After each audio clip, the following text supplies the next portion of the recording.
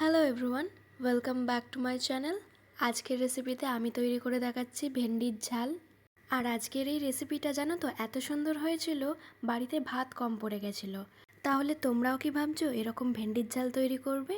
তাহলে ভিডিওটা কিন্তু শুরু থেকে শেষ অবধি স্কিপ না করে দেখতে হবে।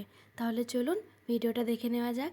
এখানে আমি সবার প্রথমে বেশ কিছুটা ভেন্ডি নিয়ে নিয়েছি, যেটাকে পরিষ্কার করে ধুয়ে আমি একটু বড় বড় সাইজ করে কেটে রেখে দিয়েছি।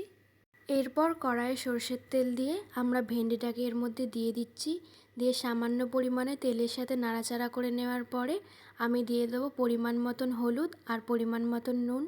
তারপর নাড়াচাড়া করে নেব। এই পর্যায়ে ভেন্ডিটা কিন্তু খুব একটা বেশি ভাজবো না, হালকা কাঁচা গন্ধটা চলে গেলেই হবে। তারপর ওই একই কড়াইয়ে আমি বেশ কিছুটা সরষের তেল দিয়ে দিয়েছি। তারপরে বেশ কিছুটা কালো জিরে ফোড়ন দিয়ে দেবো। ফোড়নটা হয়ে আসলে আমি এখানে দুটো মিডিয়াম সাইজের পেঁয়াজ কেটে নিয়েছি, সেটা আমি এর মধ্যে দিয়ে দিচ্ছি। তারপর নাড়াচাড়া করে ভাজতে বসিয়ে দেবো। এবারে অন্যদিকে একটা মশলার পেস্ট রেডি করে নিয়ে নিয়েছি টমেটো আর একটু জিরে।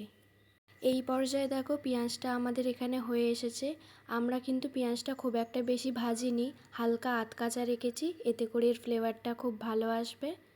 এবারে আমরা যে মশলার পেস্টটা রেডি করেছিলাম টমেটো আর জিরের, সেটা এর মধ্যে দিয়ে ভালো করে মিশিয়ে নিতে হবে। সামান্য পরিমাণে নাড়াচাড়া করার পরে একে একে গুঁড়ো মশলাগুলো অ্যাড করে দেবো। দিয়ে দিয়েছি ধনে গুঁড়ো, নুন আর হলুদ। এবারে এই সমস্ত উপকরণকে ভালো করে একটু মিশিয়ে নিতে হবে। আমার ভিডিওগুলো যদি তোমাদের কাছে ভালো লেগে থাকে আমার চ্যানেলকে সাবস্ক্রাইব করে পাশে থাকতে হবে, আর বেল আইকনটাকেও ক্লিক করে দেবেন, এতে করে সরাসরি আমার নতুন ভিডিওগুলো তোমাদের কাছে পৌঁছে যাবে। এরপর মশলাটার মধ্যে আমি একটু পরিমাণ মতন জল অ্যাড করে দিয়েছি, এতে করে মশলাটা নিচে লেগে যাবে না। এখানে আমাদের এই মশলাটা হতে থাকুক, অন্যদিকে আর একটা মশলার পেস্ট রেডি করে নেব। নিয়েছি বেশ কিছুটা সর্ষে আর বেশ কিছুটা কাঁচা লঙ্কা। এদিকে আমাদের মশলাটাও প্রায় হয়ে এসেছে। এবারে আমি এখানে পরিমাণ মতন জল অ্যাড করে দিচ্ছি। এবারে এই সমস্ত উপকরণকে একটু নাড়াচাড়া করে নিতে হবে।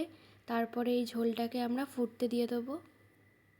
অন্যদিকে আমাদের মশলার পেস্টটাও রেডি হয়ে গেছে। এবারে আমরা এই মশলার পেস্টটাকে ওই ঝোলের মধ্যে দিয়ে ভালো করে একেবারে ফুটিয়ে নেব। এখানে ঝোলের সাথে মশলাটা একটু নাড়াচাড়া করে নিচ্ছি, তারপরে এটাকে ফুটতে দিয়ে দেবো।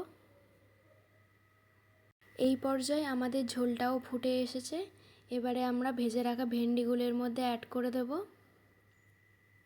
এখানে বলে রাখি, ঝোলটা যখন প্রথম ফুটতে শুরু হয়ে যাবে তখনই ভেন্ডিগুলোর মধ্যে অ্যাড করে দিতে হবে। তার কারণ হচ্ছে ভেন্ডিগুলো কিন্তু আমরা খুব একটা এখানে ভাজিনি, হালকা কাঁচা গন্ধটা চলে যাওয়া অবধি ভেজেছিলাম। তাই ভেন্ডিগুলো সেদ্ধ হওয়ার জন্য আমরা এখানে আগেই ভেন্ডিগুলো দিয়ে দেবো।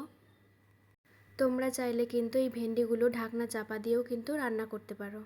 এবারে সমস্ত উপকরণগুলো যখন মোটামুটি সেদ্ধ হয়ে যাবে তখন নামানোর আগে সামান্য পরিমাণে চিনি দিয়ে খুব ভালো করে মিশিয়ে নামিয়ে নিলেই কিন্তু রেডি।